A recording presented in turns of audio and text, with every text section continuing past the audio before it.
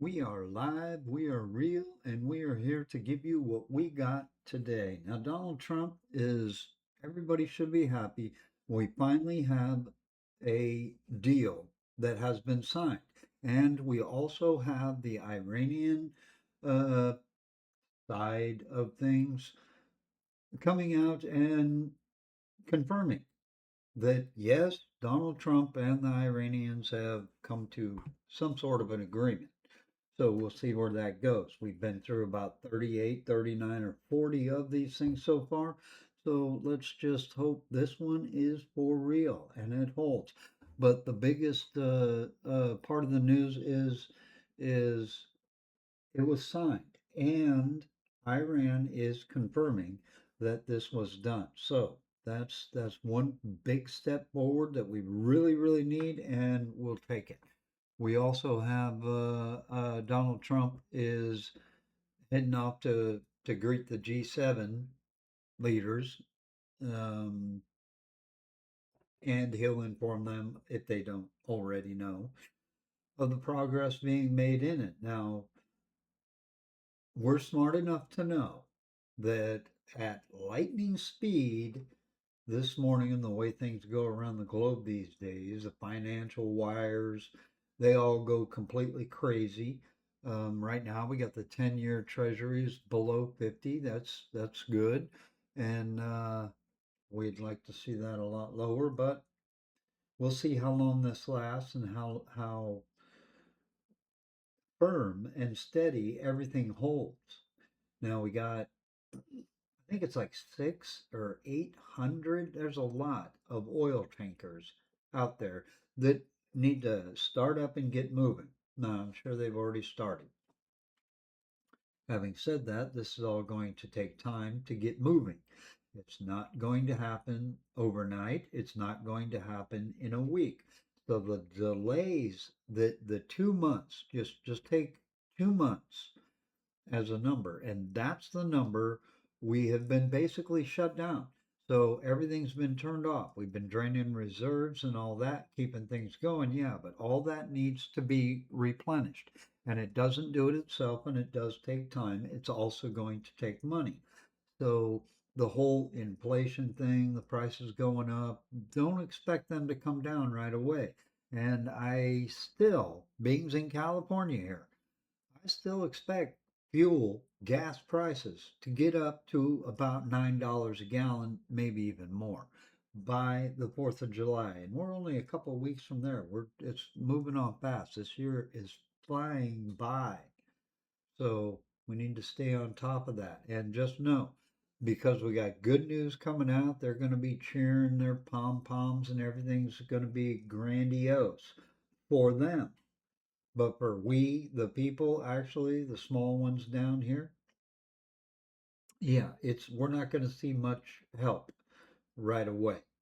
I'm sure DJT will do whatever he can to make it feel like something's happening, but I don't know that he can pull that one off. So there there is some complaining about the, I believe it's $20 billion that we're giving back to Iran, which is legitimately their money anyway. So let's hear what the senator has to say about that. They do end up getting $20 billion, let's say we're still 300 to $500 billion ahead, considering we destroyed their navy, destroyed their air force, destroyed all those nuclear facilities I already spoke about, their steel manufacturing, their drone manufacturing, and so many other things. We destroyed all that and closed their ports. We're pretty far ahead. Yeah, so on the screen there's a little bug says the price of crude oil, I guess that's West Texas Intermediate, is now $80.59 a barrel. That's down $4.29 on the day. What do Now that's just the day it's down. That thing's going to be going up and down like a yo-yo. That's what it always does. So let's not get all excited about that. We see oil get back down below $50, down more into where it should be, 35 to $40 range. Well, then we can start cheering. you think will happen to the price of oil and therefore gasoline if the Strait of Hormuz does get fully open by the end of the week and all these tankers that have been penned up in the Persian Gulf start to make their way out? The answer is obvious. You're going to see a reduction in the price of crude. The president has done a very good job throughout all of Epic Fury and beyond in keeping the world abreast of the negotiations that were going on, so that you didn't have these oil traders pushing the crude prices beyond where they were, making them go tremendously long. He kept them on edge, and now you see wisely they were on edge, because you see this deal on the cusp of essentially being on 60 days of review and coming before the House. If you see them signing it, there's a lot that's going on in this that says, hey, we're going to be at a better place as a world because of what's taken place. Iran has less capabilities, and a lot of people don't know this. Like I said, Iran had been attacking ships through there in the 30 months prior over 350 times.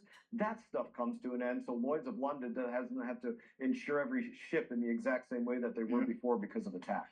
Well, let's hope this all comes together. Congressman, good to spend time with you this Monday afternoon. Appreciate it. Thank you. All right, so that's their take on it, and I don't know, with a grain of salt, everyone. We know everything is subject to change instantaneously, and what they're saying right now is, I think, what they think that people want to hear. And they're right, because we're all sick of this going on. But at the same time, we got the G7 that there's going to be trouble.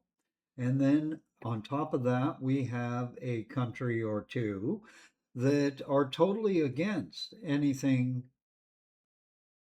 getting better over there in that way. There's issues that are still going to be in front of us, and the war needs to end. The bombings need to stop, and I don't know that that's going to happen. And my fear, my personal fear, is there's going to be issues developing from outsiders that are going to really throw a monkey wrench into the gears of what DJT just put together, and it's fragile. So let's not bank on it's written down in. It's not welded together, that's for sure.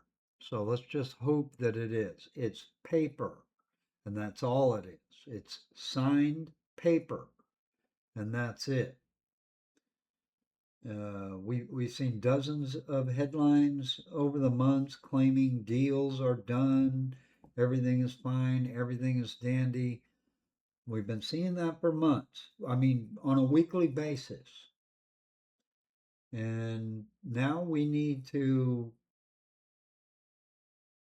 see some stability to it. And we need to confirm that all the framework and everything is solid. So, have a little get together here in Switzerland with the G7. I believe it's Switzerland they're having it. Uh, but remember the kinetic rule. Um, we got to live by it, because today and every day is ever changing with whatever narrative somebody else wants to pull. But all this is being done right now is just paper. That's all it is, nothing in stone. So the word of the modern geopolitics, uh, it means basically zero. But we can be happy that we're moving forward with something getting done.